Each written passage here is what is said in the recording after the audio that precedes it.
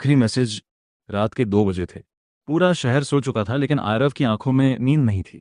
Mobile की screen bar bar on हो रही थी, एक ही चैट खुली थी। नेहा, लासीन, एक ईयर अगो। आरव ने गहरी सांस ली और फिर से वही पुराना मैसेज पढ़ने लगा। मुझे माफ़ कर देना आरव, शायद ये सही नहीं है, लेकिन मैं जा रही हूँ। उस दिन के बाद नेहा कभी वापस नहीं आई। 1 साल पहले आरव एक सिंपल लड़का था।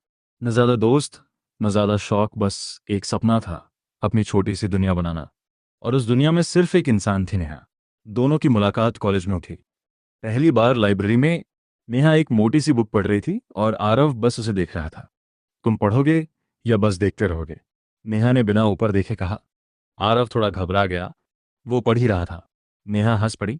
झूठ बोलने में भी कॉन्फिडेंस होना चाहिए। बस वहीं से शुरू हुई उनकी कहानी। प्यार धीरे धीरे, दोस्ती हुई, फिर डेली चैट्स, फिर कॉल्स, फिर लेट नाइट टॉक्स। आरव हर छोटी चीज़ याद रखता था। नेहा को चॉकलेट पसंद नहीं थी, उसे बारिश बहुत पसंद थी, और वो हमेशा कहती थी, मुझे कोई ऐसा चाहिए जो मुझे समझे। आरव ने खुद से कहा, मैं बनूंगा वो। एक बारिश वाली शाम दोनों एक कैफे के बाहर खड़े थे। बारिश शुरू हो गई। नेहा मुस्कुराई, चल भीगते हैं।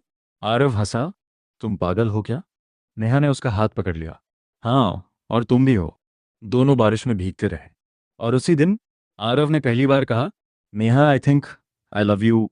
कुछ सेकंड की खामोशी, फिर नेहा ने धीरे से कहा, मुझे पता था।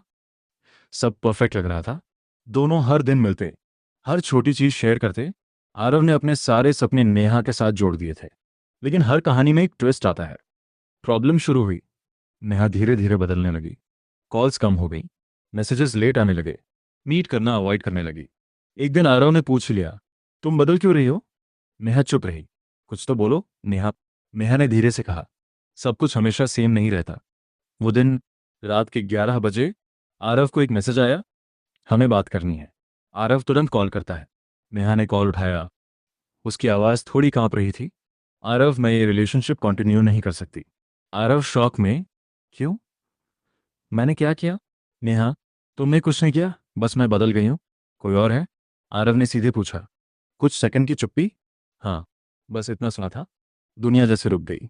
Break down. उस रात आरव ने कुछ नहीं खाया, न सोया। बस सीलिंग को देखता रहा, सोचता रहा, क्या कमी रह गई मुझ में। फिर अचानक नेहा ने कांटेक्ट ब्लॉक कर दिया। नंबर, सोशल मीडिया, सब जगह से गायब। और वो आखिरी मैसेज, मुझे माफ़ कर देना, वापस प्रेजेंट। 1 साल बाद भी आरव वहीं अटका हुआ था। लेकिन उस रात कुछ अलग हुआ। उसके फ़ोन पर एक अननोन नंबर से मैसेज आया। हाय, क्या तुम आरव हो? आरव ने रिप्लाई किया, हाँ कौन? कुछ सेकंड बाद रिप्लाई, मैं नेहा की दोस्त बोल रही हूँ। आरव का दिल तेज धड़कने लगा। नेहा कहाँ है? सच, रिप्लाई आया, नेहा अब इस दुनिया में नहीं है। आरव का फ़ोन हाथ से गिर गया। पूरा सच। नेहा की दोस्त ने बताया, नेहा को सीरियस बीमारी थी। वो किसी को बताना नहीं चाहती थी। वो नहीं चाहती थी कि आरव उसे ऐसे देखे, इसलिए उसने जानबूझकर ब्रेकअप किया। और वो कोई और झूठ था। आखिरी लेटर, नेहा ने अपने दोस्त को एक लेटर दिया था। अगर मैं नहीं रही तो ये आरव को दे देना। उसमें लिखा था, आरव, मुझे पता है तुम मुझे कभी माफ़ नहीं करोगे, लेकिन मैंने ये सब इसलिए किया क्योंकि मैं तुम्हें टूटते हुए नहीं देख सकती थी। तुम डिज़र्व करते हो एक खुश लाइफ, और मैं तुम्हें वो नहीं दे सकती थी। आई लव यू हमेशा। तो उसी कैफ़े के बाहर खड़ा था। बारिश हो रही थी, ठीक वैसे ही जैसे उस दिन। वो धीरे से बोला, तुमने गलत किया नेहा, मुझे छोड़कर।